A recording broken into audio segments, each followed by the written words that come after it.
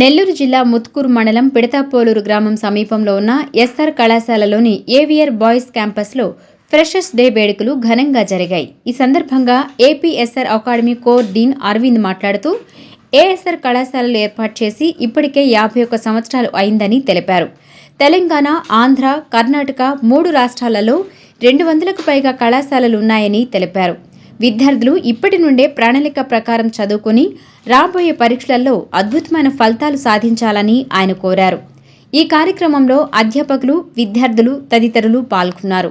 ఈ గ్యాదరింగ్ సహకరించినటువంటి పిల్లలు ఎవరైతే వాలంటీర్స్ అంటున్నామో వాళ్ళందరికీ కూడా నా తరఫున ధన్యవాదాలు తెలియజేస్తున్నాను. సో అందరికంటే ముందుగా మనకి ఎస్ఆర్ ఎడ్యుకేషన్ అకాడమీ అనేది 1974లో 51 ఇయర్స్ బ్యాక్ శ్రీ వరదారెడ్డి గారు అక్కడ ఉన్నారు.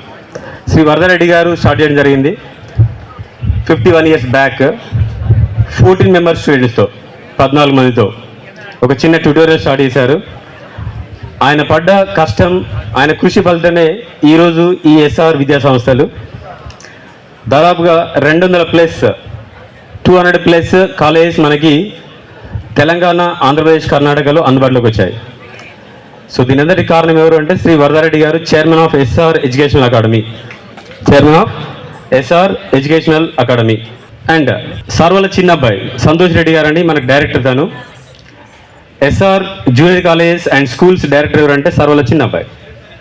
సో 51 ఇయర్స్ ఘన చరిత్ర ఉన్న ఎస్ఆర్లో ఎంప్లాయీ అయినందుకు మేము గర్వపడుతున్నాం.